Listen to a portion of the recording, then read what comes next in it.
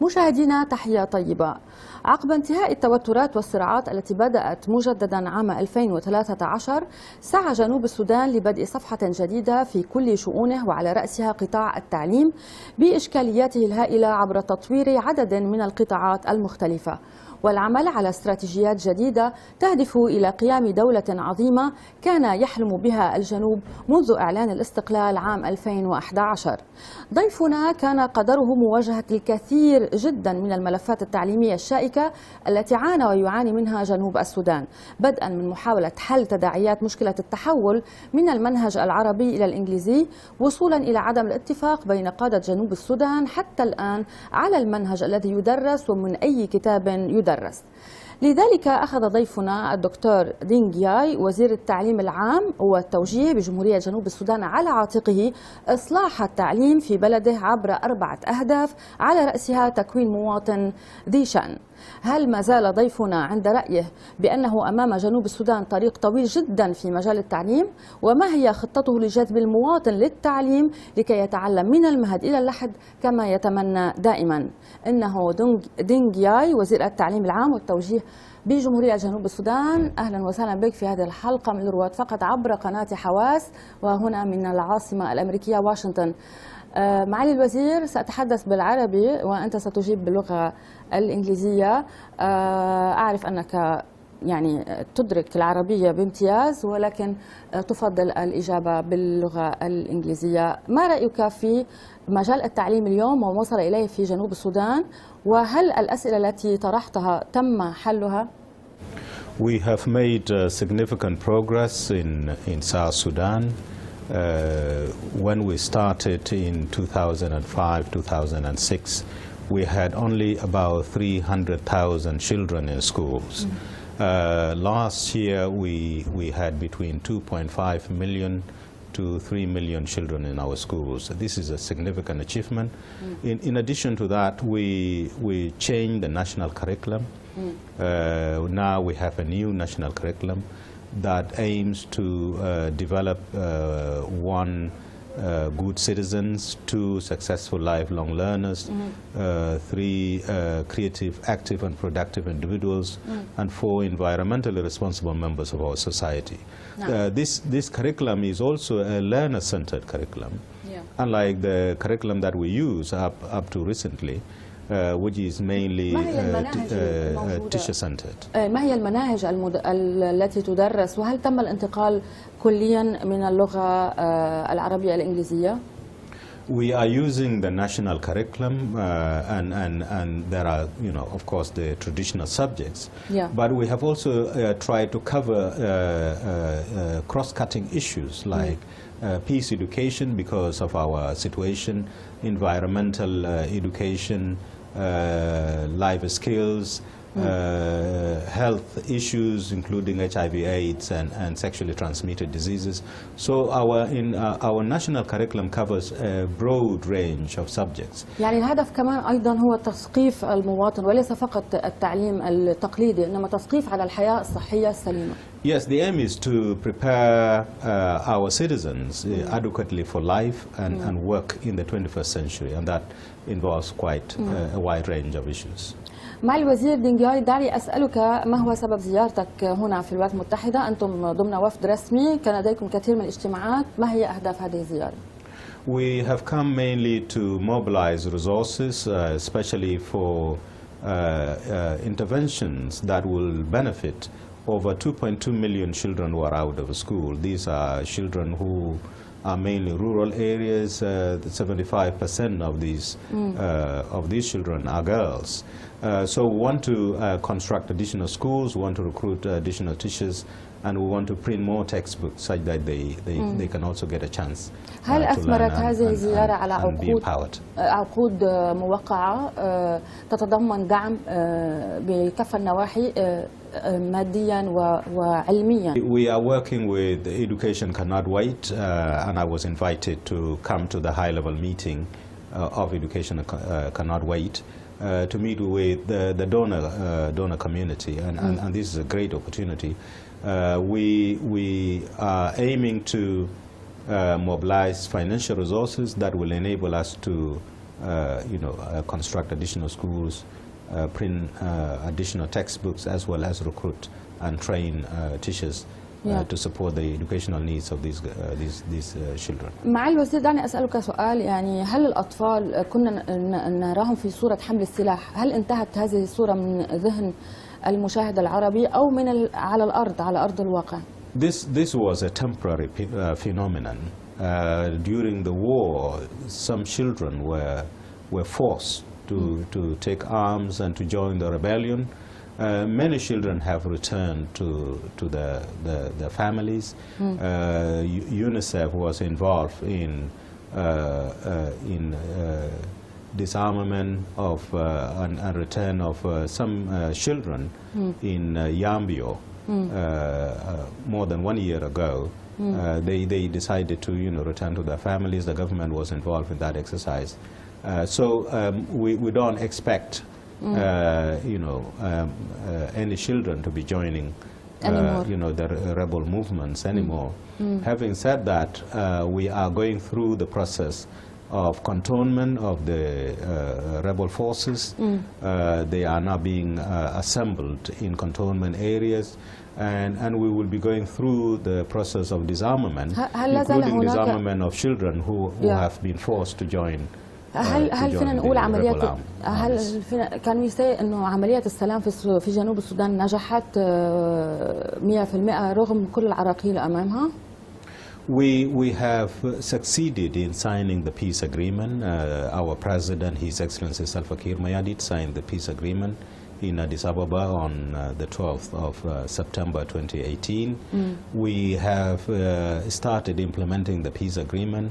A lot of progress has been made, and we are optimistic that the government will be formed on the 12th of May, and this will pave way for us to work together as the new government of national unity to move the country forward from a state of war to permanent peace, and then we'll start developing the country. على صعيد التنسيق بين جنوب السودان والسودان، هل هذا السؤال ليس سياسي ولكن حول الوضع العام، هل تأثرتم برحيل عمر البشير والحركة الثورية التي حصلت في السودان؟ كيف كان أثرها على بلدكم من كل النواحي؟ The new developments in Khartoum have not yet affected South Sudan in any way that we can tell. But of course, the Sudan is our immediate neighbor. The Sudan is one of the countries that granted the recent peace agreement.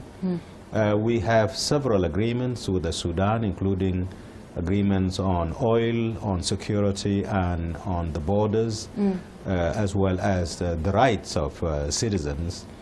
So we will continue to work with the Sudan, irrespective of who is in charge of the country, who is leading the country as the new president. نعم. معالي الوزير، بما يعني بدأنا في الحديث عن التعليم، سنكمل خلال حلقتنا هذه الحديث أيضا عن التعليم، لكن هل هناك من برامج تبادل طلاب أو بين الولايات المتحدة والسودان، جنوب السودان، هل هناك من بعثات ستبدأ سيبدأ العمل بها على صعيد التعليمي؟ Yes, South Sudan and USA have strong relationships. And we have, long bilateral relations with USA since the negotiation of the comprehensive peace agreement, which was concluded on the 9th of January 2005. And ever since, we have exerted efforts to strengthen our relations with the USA. And now we have a program of scholarships involving students who come to USA for master programs. We have also other students coming for undergraduate programs who are also offered scholarships. We have an education program funded by Usaid in South Sudan.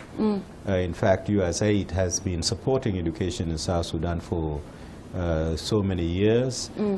Currently, they are funding a project with a total grant of $60 million US dollars. This is an education in emergency project targeting children who have been displaced by the civil war, but also young people who need vocational training and who have been involved in, in cattle rustling and fighting between tribes in South Sudan. So we are very very grateful to the UK, to the US and Usaid in particular for this project. معالي الوزير، قبل أن أتوقف مع فاصل قصير، أريد أن أسأل عن موضوع أيضا يشكل ظاهرة يعني يستهجن لها الإنسانية بأكملها، وهو التعنيف الأسري وخاصة ضرب المرأة. هل هناك برامج تعليمية داخلة من ضمن مهامكم كوزارة لنشر ثقافة كسر هذه العادات واحترام وجود المرأة وعدم النظر إلى المرأة ككائن ضعيف؟ Yes, the Girls Education South Sudan program has been running for the last 6 years or so with funds from the United Kingdom. 60 million sterling pounds has been invested in this project. And this project has been transferring cash to girls, over 350,000 per year. So it has a massive impact on girls' education. Now the number of girls in our schools has increased so rapidly. Last year we took daily attendance in 3,000 schools. And we got a total figure of 1.7 million children attending those schools. 46.5% of these students were girls. هذه الأرقام 2018. Yes, but we had also another 3,000 schools where we were not taking daily attendance because there was no phone network. And this is why we estimated the figure to be in the region of 1 million to 1.3 million. So girls are now going to school. Yes. أردت الحديث عن العنف الأسري داخل المنزل. We have managed to educate both girls and their parents, and this has huge impact on the misconceptions. People have started thinking about education for girls differently. We have also launched a national action plan to tackle the issue of domestic violence, including sexual violence, and this is being implemented jointly by our ministry and the Ministry of Gender. معالي الوزير، سنوقف مع فاصل قصير. مشاهدينا ابقوا معنا، نعود إليكم بعد قليل. سنتوقف مشاهدينا مع فاصل قصير، ابقوا معنا مشاهدينا، نعود بعد قليل. أهلا بكم مجددا مشاهدينا في هذه الحلقة من واشنطن مع معالي الوزير دونغ ياي وزير التعليم العام والتوجيه بجمهورية جنوب السودان. معالي الوزير، أسئلة عديدة تتعلق في مجال التعليم. سنتحدث هنا عن ثقافة قبول الآخر والحفاظ على العادات. يعني هناك عادات وتقاليد لجنوب السودان. هل تأثرت هذه العادات مع وضع مناهج جديدة غربية بعض الشيء؟ كيف حافظتم على خصوصية السودان، جنوب السودان؟ Yes, the curriculum, the national curriculum is a very important tool. And this is why we made it a point to change the national curriculum in order to promote cultural renaissance in South Sudan. It is about revival of the cultures of the people of South Sudan through the national curriculum. This was not done adequately when we used to have one curriculum with the Sudan. The curriculum of the Sudan is oriented towards understanding the culture, the Arab culture, celebrating the Arab culture, but also promoting Arabic language as the official language of the country. It's the main language. Yes. In South Sudan, English is the official language, but we are also promoting Arabic as a foreign language because of the history we have, but because of the potential future relations with the Arab countries, especially given that currently we have our embassies in several Arab capitals. تم الاعتراف بكم في عدد كبير من الدول، ولكن لم تدخلوا حتى الآن جماعة الدول العربية كعضو فاعل، صح؟ Yes, we have submitted our application to be a member of the Arab League, and we are awaiting admission to the Arab League. We have also opened our embassies in several, capital cities of Arab states, including Cairo, Abu Dhabi, UAE, Saudi Arabia, Kuwait. We are planning to open our embassy in Morocco shortly. So we have bilateral relations with several Arab countries, and therefore Arabic language is going to help in terms of strengthening our relations. هل مراسلات الدولة الرسمية تحصل في اللغة الإنجليزية؟ وأيضا تم تغيير العلم، أليس كذلك؟ Yes, we have a new flag, as you can see behind me. That is the new flag of the Republic of South Sudan. Arabic is still being spoken widely in South Sudan, though. And this is why we want to promote Arabic as well as French, Kiswahili, and our national languages. Our national languages are going to be taught in our schools, and this is going to help in terms of developing good citizens, people who understand their culture, who celebrate their culture, but who are also able to embrace the diversity and celebrate the diversity. هذا هو قبول الآخر والحوار. في صياغة الدستور، دستوركم الجديد، هل تم الاستعانة فيه برأي الشعب، وهل أتى على قياس الشعب، شعب جنوب السودان؟ The constitution of the Republic of South Sudan was written after a period of about 6 years when we had the government of Southern Sudan as an autonomous government within the United Sudan. So we had an interim constitution at the time, and then now we have the transitional constitution.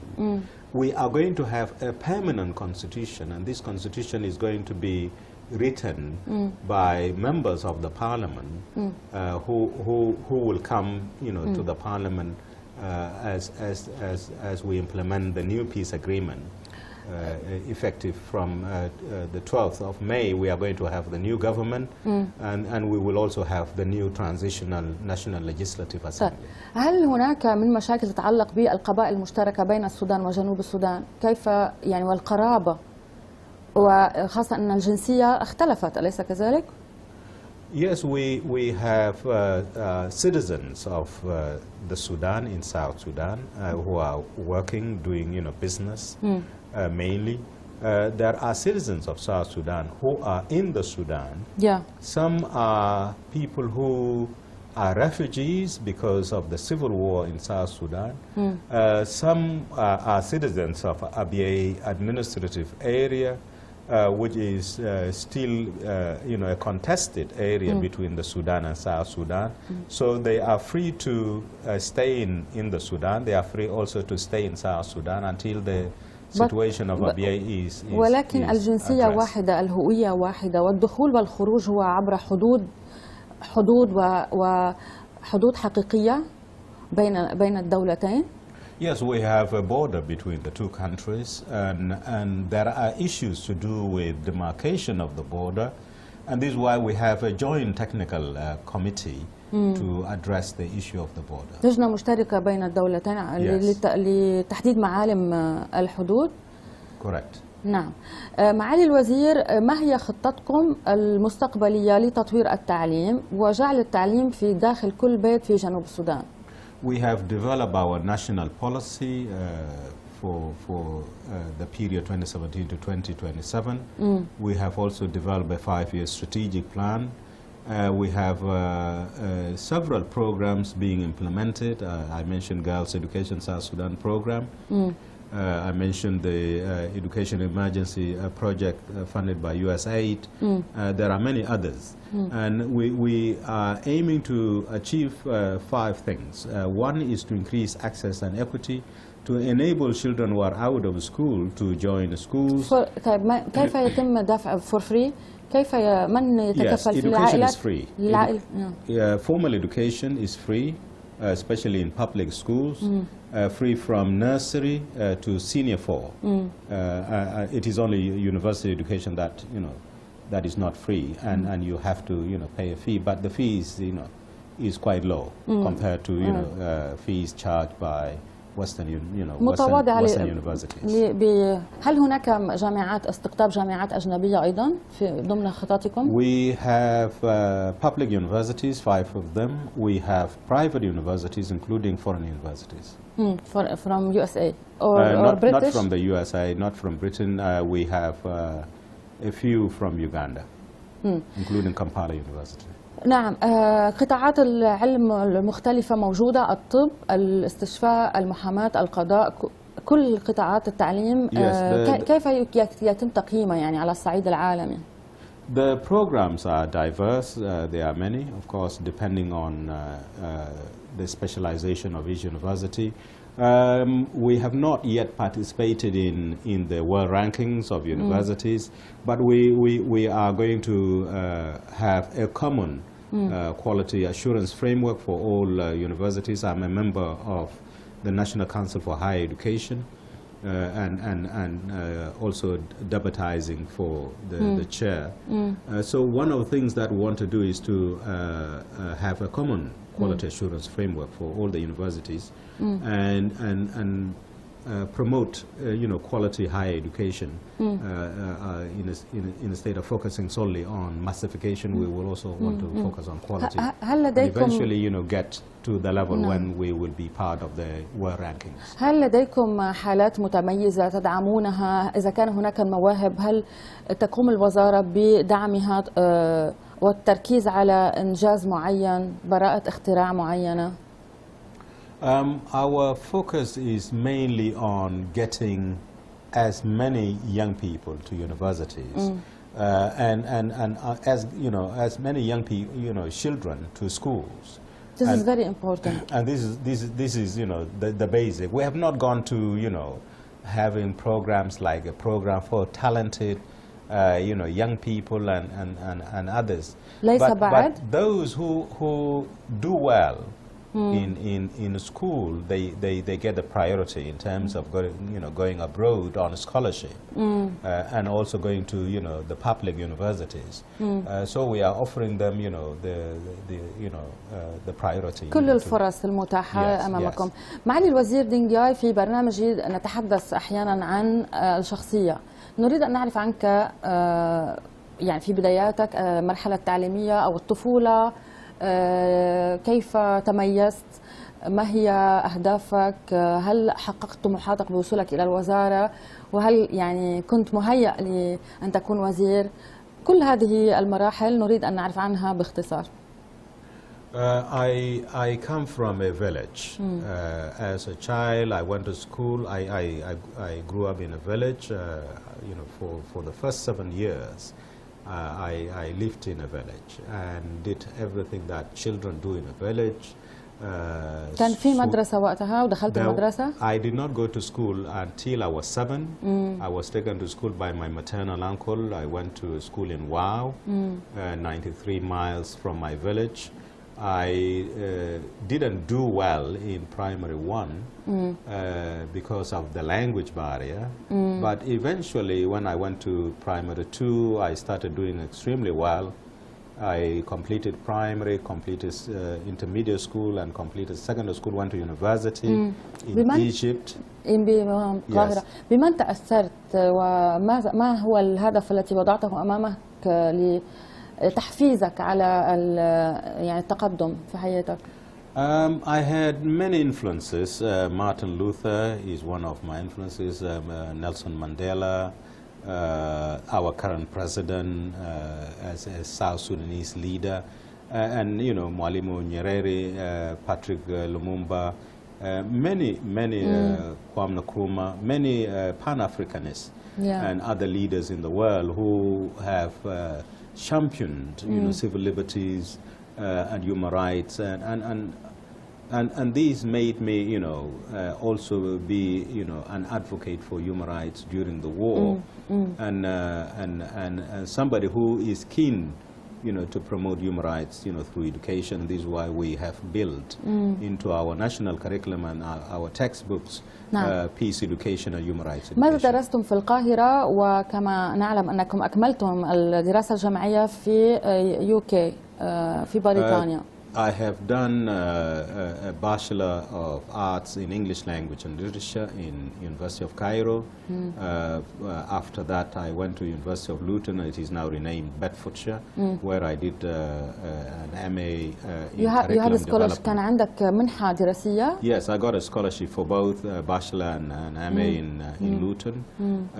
I did an MA in curriculum development of English as a second language, and after that, I did several courses. وهل كنت قلق؟ كنت خائف؟ هل أحسست بنوع من التردد؟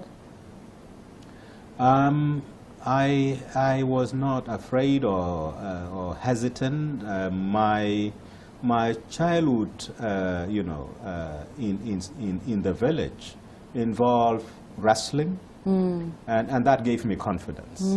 I was also looking after cows, making sure they don't go to anybody's farm, and that told me how to be, to take responsibility. كيف تم تعيينك كوزير التعليم والتوجيه في جنوب السودان؟ Well, my job is a very challenging job, as you would understand, because of our situation. The country has been, going through a civil war.